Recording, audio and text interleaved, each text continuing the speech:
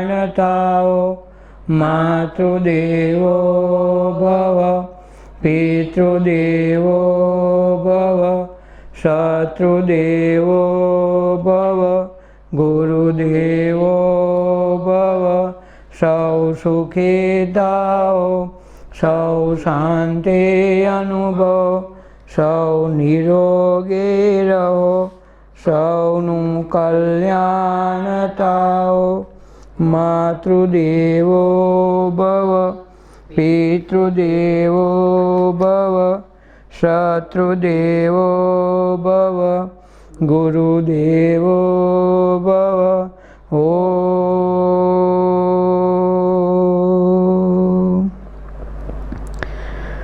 મંદિર સાથે પરણી મીરા રાજમહેલથી છૂટી રે કૃષ્ણના નામની ચૂડી પહેરી માધવની અંગૂઠી રે મંદિર સાથે પરણી મીરા રાજમહેલથી છૂટી રે આધી રાતે દર્શન માટે આંખ ઝરૂખે મૂકી રે મીરા સબરી જન્મ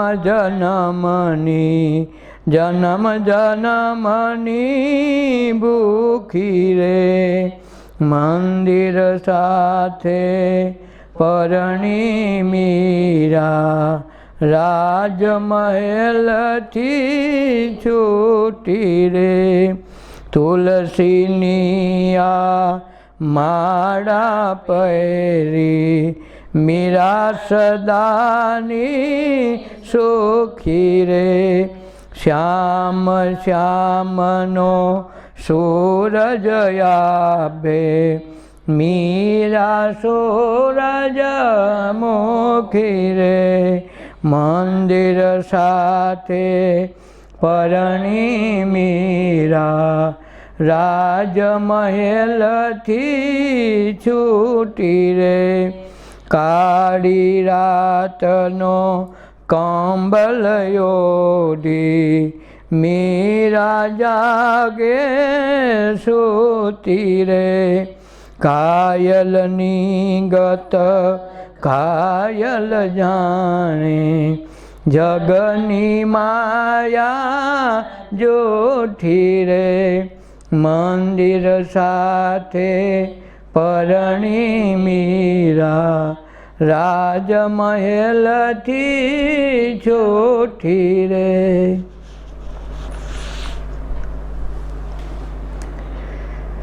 भव दरिया के तीर मिले कोई साधु संत फकीर पहुँचा देने भव दरिया के तीर के भव दरिया ने तीर कोई साधु संत फकीर મળે તો હામે કિનારે લઈ જાય નકા મહાન ભવસાગર મહાજળ ભર્યો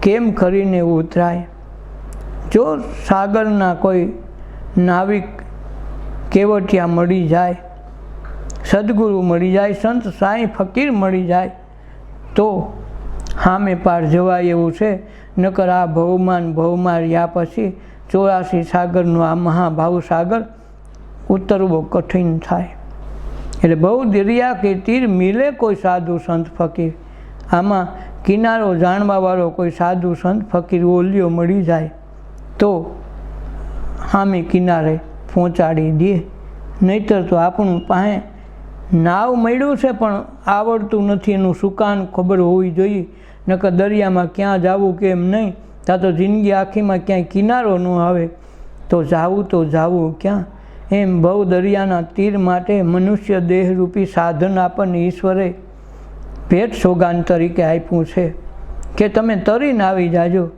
પણ જો કોઈ તારવાવાળો કે સુકાની ન બને, જેને તરતા આવડતું હોય એ તારી હગે.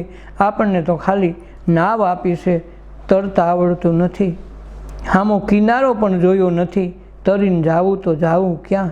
કોઈ સાધુ સંત ફકીર અનુભવી કોઈ ગાઈડલાઇનવાળો મળે તો આપણું ત્યાં સામે તીર પહોંચી હગી. એટલે સાધુ સંત ફકીરની જરૂર પડે. બસ આવડતી હોય કે ન આવડતી એની કાંઈ જરૂર નહીં. ડ્રાઈવર કંડક્ટર હાજર હોય એટલે તમે ઉપડી જાઓ એટલે તમારે એની આવડતની ચિંતા નથી. એમ સાધુ સંત પછી મળી ગયા તો ભવસાગરમાં આપણને કાંઈ ન આવડતું હોય, 2 અક્ષરે ન આવડતા હોય, ભણ્યા અભણ જોવાનું ત્યાં નથી. ત્યાં તો ફક્ત એક જ વસ્તુ જોવાની છે કે આને હંકારીને સામે કિનારે પહોંચાડે એવો કોઈ છે. તો એવો નાવિક તરીકે જો કોઈ સાધુ સંત ફકીર મળી જાય તો ભવસાગરને કિનારે પહોંચાડી દે. જોખમ ભરેલો જહાજ હમારો નાવિક ઉતારે નીરજી. જોખમ ભર્યો આ જહાજ હમારો નાવિક ઉતારે નીરજી. કરણી કિનારો કોઈ બતાવો, એસો કોઈ શૂરવીર પહોંચાડે ભવ સાગરને તીરજી. કે જોખમ ભર્યો જહાજ અમારો, કારણ કે આ આવડી મોટો દરિયો, એમાં આવડી નાનકડી નાજુક નાવ, જોખમ તો પૂરેપૂરું છે. ક્યાં દરિયો ઊંડો હોય, ક્યાં છીછરો હોય, ક્યાં એનો કિનારો હોય, કેવા કેવામાં તુફાન આવે, આંધી આવે, એટલે જોખમ તો ભારોભાર છે. પણ નાવિક મળી જાય એના સિવાય કોઈ આ નીર ઉતારે નહીં, કાંઠે પહોંચાડે નહીં. જોખમ તો પલે પલ જીવનમાં છે જ. શ્વાસ ઉચ્છ્વાસ રૂપી જોખમ છે. એ આવે ત્યાં લગન હારો, શ્વાસ વચ્ચે એમ છે કે મારે અંદર નથી આવવું, જો એ પાછો ન આવે તો આપણે શું કરીએ? એમ પલે પલે આ જીવનમાં જોખમ તો છે જ. મૃત્યુની આપણે બીક રાખીને કોરોના કરી જાય, ફલાણું કરી જાય, બીકમાં અડધા થઈ રહી. પણ રોજ બીક તો આ છે, શ્વાસ ઊભો રહી જાય તો શું કરીએ? બધા રોગના ઉપાય મળી રહે, પણ આ શ્વાસ રોકાઈ જાય એનો કોઈ ઉપાય નથી. પછીને રોગ હોય તોય ભલે, નો રોગ હોય તોય ભલે, શ્વાસ રોકાઈ ગયો એટલે એના કોઈ સ્પેશિયાલિસ્ટ ડાક્ટર નથી, એની કોઈ દવા નથી. હજી આની કોરોનાની દવા હજી મળી જાય, એમાં 60-70% તો એમને હાજા થવા માંડ્યા. તો કાંઈક દવા વગર તો નથી થતું. પણ આની કોઈ દવા નથી. કોઈ માણસ, કોઈ ડૉક્ટર, કોઈ એવી ડિગ્રીવાળો નથી કે તમારો ગમે તેવો શ્વાસ બંધ થઈ ગયો હોય તો એ ચાલુ કરી શકે, એવો આજ સુધીમાં કોઈ મળ્યો નથી. એટલે જોખમ ભર્યો છે જહાજ અમારો. આ નાવ તો ઈશ્વરે આપી છે તરવા માટે, પણ હારી જોખમ બહુ છે. જો કોઈ નાવિક મળે, જે એનું ભવસાગરનો ભોમિયો મળે, તો આપણને એ તીર ઉતારે. કર્ણી કિનારો કોઈ બતાવો કે અમારી આ કર્ણી રૂપી કિનારો કોઈ બતાવો, એસો કોઈ શૂરવીર મળી જાય, એવો કોઈ મહાપુરુષ મળી જાય, તો અમારી આ કર્ણી, અમારા કર્મ, અમારા બંધન, અમારું મોહ મમત્વ, આ બધુંય અમારું હું પણની હોશિયારી રૂપી કર્ણી અમારો તૂટી જાય અને કોઈ કિનારો બતાવી દે એવો કોઈ શૂરવીર મળી જાય, તો આ ભવસાગરને પાર પહોંચતા વાર ન લાગે. ધીર ગંભીર ને વચનના પૂરા, ભલે ઓછું કુળ કે અમીરજી. હાલ કરમથી કોઈ છોડાવે, હાલ કરમથી કોઈ છોડાવે, હોય અમારો પીર પહોંચાડે ભવસાગરને તીરથી. ભવ દરિયા કે તીર મિલે કોઈ સાધુ સંત ફકીર, પહોંચા દે ભવસાગરને તીરથી. વળી કેવો હોવો જોઈએ? ધીર ગંભીર ને વચનના પૂરા. ધીર ગંભીર ન હોય ને કોઈ માણસ, નાવવાળો કે પછી વચ્ચે જઈને લૂંટી લે કે કિનારે પુગાડીને અધવચારે ડૂબાડી દે તો એનો કોઈ ભરોસો નહીં. એમ ધીર ગંભીરને વચન ના પૂરા. ભલે ઓછું કુળ કે હોય અમીર, પછી પૈસાવાળા હોય કે ન હોય, ભલે એ નીચ કુળનો હોય, ત્યાં કુળ કે એની જ્ઞાતિ જાતિ કોઈ જોવાતી નથી. પણ ગંભીરને વચનના પૂરા હોય, જેની પાસે ધીરજ હોય, પહોંચાડવાની ક્ષમતા હોય અને વચનના પૂરેપૂરા હોય અને ગંભીરપણે જીવનની ભૂલ ભૂલામણીમાંથી આનંદથી ઉછળતા મોજા વચ્ચે એ નીચ જાતિ કે ઉચ્ચ જાતિ હોય પણ આ બાબતના અમીર હોય એ અમને પહોંચાડી દે. એના કુળ મૂંઝવાનું નથી. હાલ કરમથી કોઈ છોડાવે હોય અમારો પીર. આ અમે જે કાંઈ કર્યા છે એ કરમ કોઈ છોડાવી દે તો એ જ અમારો પીર છે. અને એ કંઈ થાય, પીરપણું ફકીરી આવે તો થાય. ફકીરી કંઈ આવે? મારા દિલડાની ચોરી મટી, મારા મનડાની ચોરી મટી, મારે હૈયે આવી ધીર, ગુરુ મેં તો બની ગયા ફકીરજી. આવી ફકીરી આવે તો એ મહાપુરુષ આપણો હાથ પકડે અને એ પીર છે. એ કરણીના ક્યારામાંથી ખોદાવીને આપણને ખોદા સુધી પહોંચાડે. હાલ કરમ એટલે આપણા એવા કોઈ કરમ છે એટલે જ ભવસાગરમાં અટવાણા છે. એ કરમમાંથી છોડાવે તો એ અમારો પીર. કે મેં તો દિલડાની અંદરથી ચોરી મટી જવી જોઈએ. તન મન ધન બધું હોંપી દે તો એના મનમાં જે વિચાર હારા નશા કે કૌભાંડના જે કાંઈ આવ્યા હોય એ બધું એની સામે સમર્પિત કરી દે કે મારી પાસે જે છે આ છે, તો એ માણસ છોડાવવા રાજી થાય. એની સામે કપટ રાખો તો અધવચ્ચે ડૂબાડી દે.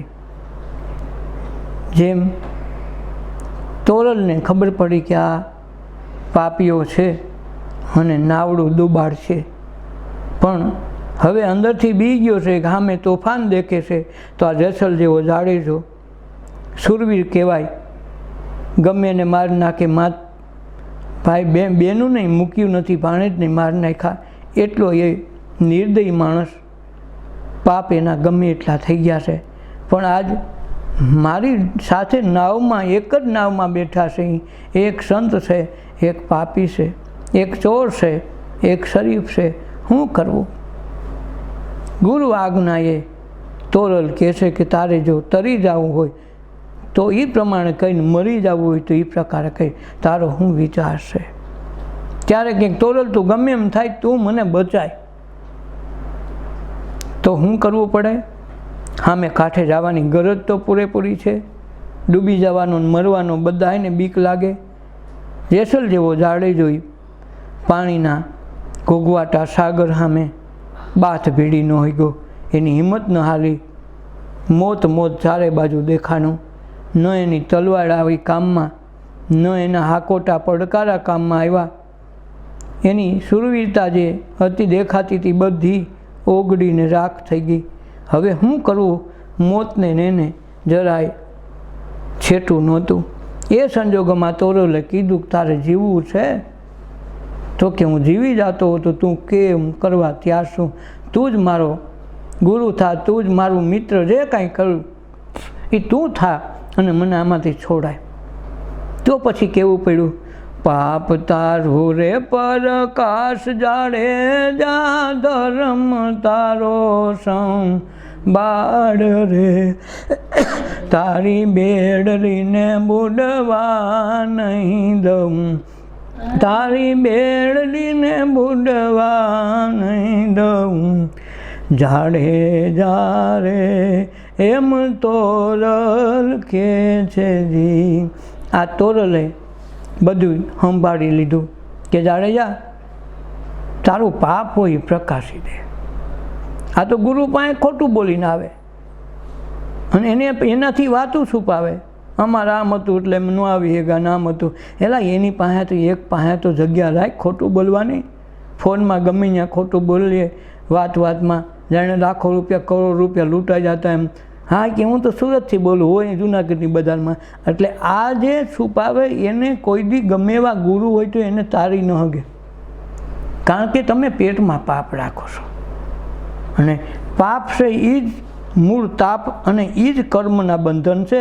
એ તમને કોઈ સંજોગોમાં મહાપુરુષ સિવાય છોડાવી ન હગે. હોય એવા ખુલ્લા થઈ જાઓ તો કામ થાય. આ તો મનમાં કાતી રાખીને ભગવાને કરવાને, એને ગુરુએ કરવાને, એને બધું કામે જોઈને બધું નામે જોઈએ, કોઈ વસ્તુ થાય નહીં. પેટમાં કાતી રાખો તો બાળકે રીજે નહીં. બાળકને ખબર પડે આ ખોટું ખોટું કરે છે. એને લાલચ આપો ને સારા વસ્તુની તો તમારી વસ્તુને ફગાવી નાખશે, નથી જોતું. એ પ્રેમને ઝંખે છે. એમ ખુલ્લા દિલથી જ્યારે આવકારો તો બાળકે તમારો ગમે ત્યારે તમને વંશ થઈને રહે. ભગવાન વંશ થઈ જાય તો ગુરુ કેમ ન થાય?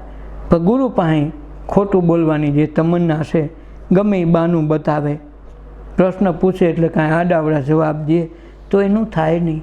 એટલે તોરલે કીધું કે તું તો બહુ બાળવટીઓ છો ને, કેટલા એને માર નાખ્યા, બીક બહુ લગાડી, કેટલાય જણા તારાથી બીવે છે. આ સામે મોત આવ્યો, હવે તું એનાથી બીશો, તું એને મોતને બીવડાવ્યો છો? તો કે મોતથી ભાઈ હું તો બીવો. એ તારી તલવાર લઈને મારની વખતે મેળ ખાઈ જાય તો કે હા તલવાર આમાં ન હાલે, દરિયામાં ક્યાં મારવી? દરિયા નહીં, હા એક મોતમાં જ નથી લાગતી. તારું ગમે એ હોય તો બારવટિયાપણું અહીં સુરવીરપણું તારું નહીં હાલે. બોલે હવે શું કરવા માગે? પછી એણે કીધું કે મારે એટલા પાપ કર્યા. બધાય છેલ્લે એણે કહી નાખે કે કડીમાં બધું, છતાં એને બીક ગરી ગઈ હજી કાંઈક રહી ગયું છે તો. ને છેલ્લે કહેવું પડ્યું કે તોરલ કહેજો બુડવાની થઈ છે, કાંઈ બાકી રહ્યું તો કહી દે. પછી ઓલો કે ગણાવું તો કેટલા ગણાવું? તોરલ બાકી કાંઈ નથી, હું ગણાવી હેગુમ નહોતું. પછી છેલ્લે ઉધડું કરી નાખ્યો. જેટલા માથાના વાળ તોડી રે રાણી, જેટલા માથાના વાળ રે, એટલા કરમ તો મેં કર્યા રાણી, એટલા કરમ તો મેં કર્યા. તોડા દે રે એમ જે સલ કે છે. એ તોરલ મેં એટલા પાપ કર્યા, પછી મને યાદ નથી રહેતું કેટલા ગણાવું. ત્યાં તો આગળ ડૂબી જાય. માથા જેટલા વાળ કર્યા, તારે જેટલા બાદ કરવાનું ઉમેરવા એટલા તારી મરજી. અને એ ભવ પાર તારે. આપણે તો બધું છુપાવવું છે, વાતમાં છુપાવવું, વાતમાં સામાન્ય વાતમાં જેની કાંઈ કિંમત ન હોય અને એ ખોટું બોલવાથી તમને કાંઈ ફાયદો થાય એમ ન હોય ને બધાય જાણતા હોય, છતાં એ છુપાવો. ત્યારે ભગવાન ક્યારેય રીજે નહીં, ગુરુ રીજે નહીં, ભગવાન તો ક્યાંથી રીજે? એટલે હાલ કર્મથી કોઈ છોડાવે હોય અમારો પીર. આ કર્મથી કોણ છોડાવે? કોઈ સદગુરુ સંત ફકીર મળી જાય જીવનમાં, એ સાચા સાધુ મળી જાય જે લોભને લાલચવાળા ન હોય, સાચું કહે, સારું નહીં કહે.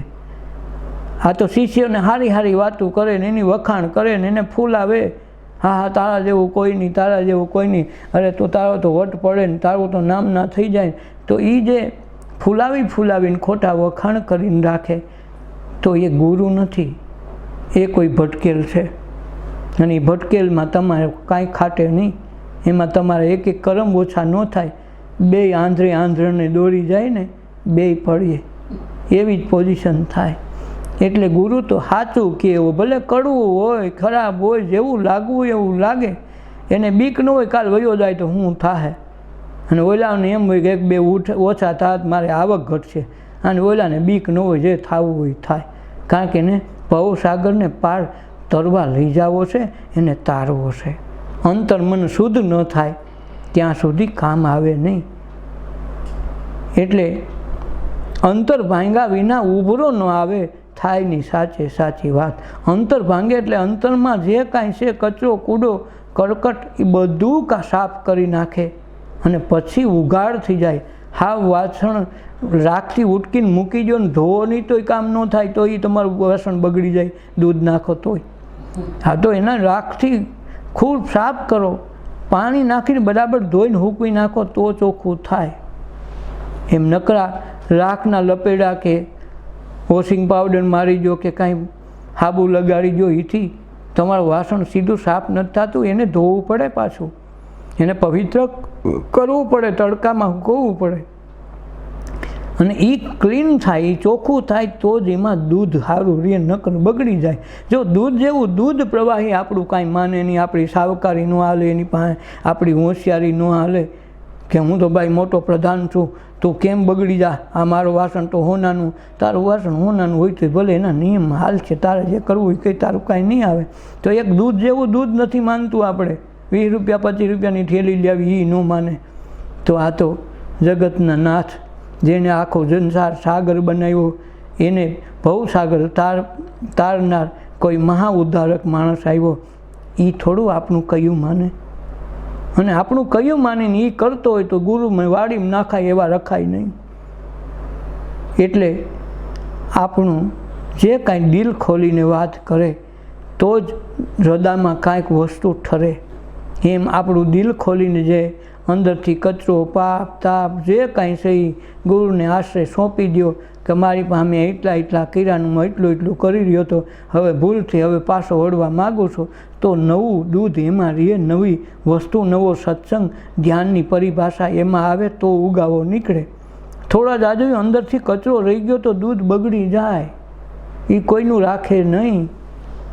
એટલે હાલ કરમથી કોઈ છોડાવે હોય અમારો પીર. અમને આ મારા કરમ છે એનાથી કોક છોડાવે એ જ મારો પીર થઈ જાય, પહોંચાડી દે ભવસાગરને તીર. अपना तो सपने नहीं माने, सदाई नहीं है शरीर जी. अपना तो सपने नहीं माने, संशय नहीं है शरीर जी. लाभ के हाण लेस न जाने, એને ઠરી રહે મન સ્થિર. પહોંચાડે ભવ દરિયા કે તીર જી. ભવ દરિયા કે તીર મિલે કોઈ સાધુ સંત ફકીર. પહોંચા દે ભવ સાગર કે તીર જી. અપના તો સપને નહીં માને, પોતાપણાનું, હુંપણાનું ક્યારેય ભાવ ન પૂછે. હું કરતો આવે એના હુંપણાને હણી નાખે, સપનામાં એને હુંપણું રહેવા ન દે. સંશય નહીં શરીર, એના શરીર પ્રત્યે સારું છે, નરવું છે, ગંધારું છે, કોઈ પ્રત્યે એને સંશય ન રહેવા દે. અંદરથી બધી શંકાઓના સમાધાન કરે, એના અંતર્મનમાં જે કાંઈ કચરો હોય બધો સાફ કરાવી નાખે. લાભ થાય છે કે હાનિ, સંસાર જગતના પૈસાની વસ્તુની આપલેમાં લાભ હાનિની લેશ માત્ર પરવા ન કરે, અને લેશ ન ભણે અને ઠરી રહે મન સ્થિર. અને એ એકેય લાભને હાનિને કોઈ રોવે નહીં, કોઈ જોવે નહીં, અને ઠરી ઠામ થઈને મન સ્થિર થઈ જાય. જેમ ફોટો પાડવો હોય તો બેયવાના, જેનો ફોટો પાડવો છે એને સ્થિર રહેવું પડે, અને ફોટો પાડનાર કેમેરાવાળો હલવો ન જોઈએ. એમ બેયની એકરૂપતા તો જ થાય કે પેલા એ અંદરથી સાફ કરી દીધું, અને તો જ એનો ફોટો હોય એવો ચોખ્ખો આવે. લાભ ને હાણ એને કાંઈ ગણવાની ન હોય. જગતના વ્યવહાર નથી, આમાં લાભ ગઈને ખોટ ગયું, ખોટનો લાભનો જો વિચાર કરે એ સત્સંગ કે ધ્યાનને સમજી હીગો નથી. અને એના હાટું આવતા હોય તો એ વ્યવહારની દુકાન માંડીને બેઠો છે. 40 રૂપિયાનો દ્યો, કોઈલો ખાંડ 1 કિલો દઈ દે અને તમે ખાંડ લઈને વહી જાઓ, એટલે એના 40 રૂપિયા એના છૂટા થઈ ગયા, અને તમને ખાંડ મળી ગઈ એટલે તમે છૂટા થઈ ગયા. તો આ તો વ્યવહાર થઈ ગયા, વેપાર થઈ ગયો. ત્યાં લાભ ને હાનિની વાત નથી. તો મન કોઈ દી એમાં સ્થિર થાય નહીં, અને સ્થિર મન થયા વિના આ વસ્તુ બનતી નથી. 5 વિષયમાં પંથી ભૂલો, ભલે છત્રપતિ કે શૂરવીરજી. દાસ સવો કહે કર જોડીને, લક્ષ બતા દે લગીર, પહોંચાડે ભવ સાગર કે તીરજી, ભવ દરિયા કે તીર, મિલે કોઈ સાધુ સંત ફકીર, પહોંચા દે ભવ સાગર કે તીરજી। 5 વિષયમાં પંથી ભૂલ્યો। આ 5 વિષય છે ને એના દ્વારા જ આ જે રસ્તો કાપવાવાળો માણસ આ 5 વિષયમાં ફસાઈ ગયો અને આખો રસ્તો ભૂલી ગયો। પછી ભલે છત્રપતિ હોય કે શૂરવીર હોય, આ 5 વિષયમાં ઘૂસી ગયો એ કોઈ નીકળતો નથી। એને કાઢવો હોય ને નીકળવું હોય તો એને હુંપણાનો અહંકાર છોડી દે તો રાજ નડતું નથી, તમારી સાવકારી, તમારી ગરીબી, તમારો મધ્યમ વર્ગ, એકે વસ્તુ સત્સંગ કે ધ્યાનમાં નડતા નથી। એ સાધક તો ગમે ત્યાં જઈ શકે એવડી ક્ષમતા ઈશ્વરે દરેક મનુષ્ય દેહમાં આપી। તમે ક્યાં જન્મા એ મહત્ત્વનું નથી, તમે કેવી ભાવ દશામાં કે રીતે તમે ચોખ્ખા થઈને જીવનમાં હાલો છો એ મૂળ તત્વ ન્યા છે। તો છત્રપતિ શિવાજી જેવાય રાજ કરતા હતા, રાજા જનક પણ રાજ કરતાં કરતાં મહાપુરુષ કહેવાઈ ગયા, જે દેહ હોવા છતાંય વિદેહિત તરીકે ઓળખાણા। એ ક્યારે ઓળખાણા હોય? દેહપણાનો તો અભિમાન ક્યારેય ન હોય, જેને હું રાજા છું, હું અવડો મોટો ધનવાન છું, હું શૂરવીર છું, એકેય નહીં મનમાં અણસારે ન આવવા દે। એ 5 વિષયને તો ઘોડીને પી જાય। ફિકર ફિકર સબ કરે, ફિકર સબકા પીર, ફિકર કી ફાકી કરે ઓ કા નામ ફકીર। બધી ફિકરને ફેંકીને એની ફાકી બનાવીને પી જાય, એને નામ ફકીર કીધું। એટલે 5 વિષયમાં પંથી ભૂલો। પંથી એટલે દરેક મનુષ્ય મુસાફર છે, પંથી છે। એ 5 વિષયમાં અટવાઈ જાય તો એ માયાના બંધનમાં આવ્યો તો પુણ્ય કરવા, કમાઈ કરવા, એને બદલે પાપ કરીને ખોટમાં વેપાર જાય। એવું આ જગતમાં કર્મ કરીને પસ્તાય પાછળથી। દાસ સવો કહે કર જોડીને, લક્ષ બતા દે લગીર।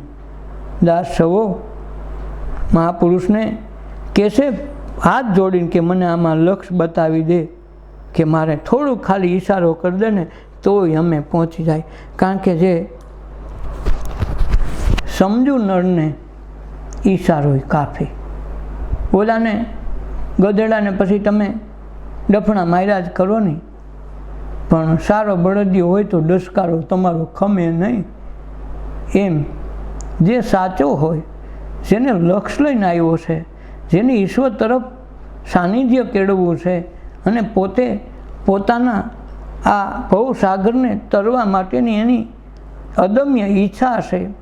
મરવું પડે તો ભલે મરી જવું પડે। આ 84 લાખ યોનિમાં ફરી ફરીને આવ્યા, દર વખતે મર્યા તો હોય ને, ગમે એ શરીર ધારણ કર્યું હોય એમાં આ શરીર ભલે મનુષ્યનું હોય, એક દી આ શરીર તો છોડવું પડશે કોઈ પણ હિસાબે।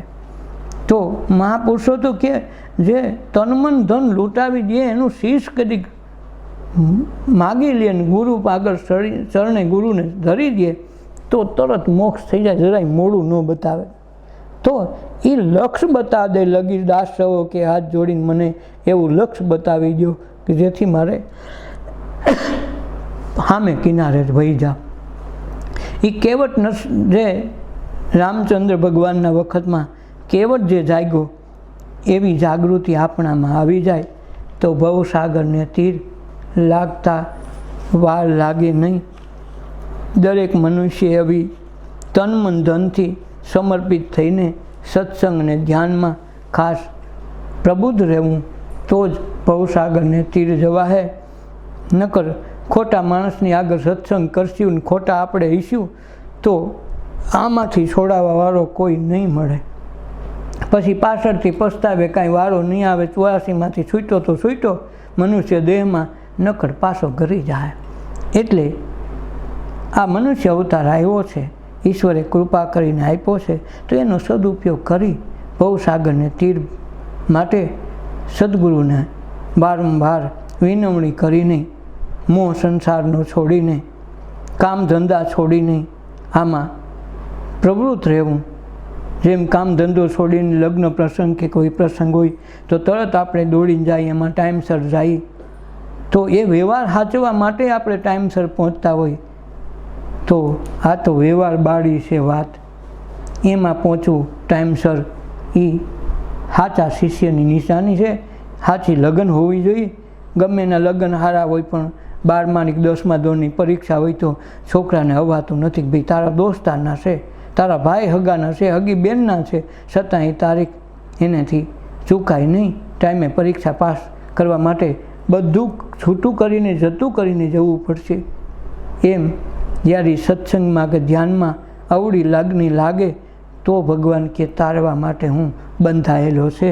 આ તો સમય આવે ને સ્વાર્થ હોય ને બધી હરખાઈ હોય તેથી પહોંચી જાય સત્સંગમાં, અને પછી સામાન્ય વાત હોય છે કે હવે અમારાથી ન હોવાનું, આમ હતું તેમ હતું, રોદણા રોવે, એમાં એનું કામ નથી. ભક્તિ તો સુરવીરની સાચી, લીધા પછી મૂકે નહીં પાસે. સદગુરુદેવની જય, અપના અપના માત પિતાની જય, સર્વે સંતોની જય, આજના ઉત્સવની જય. હો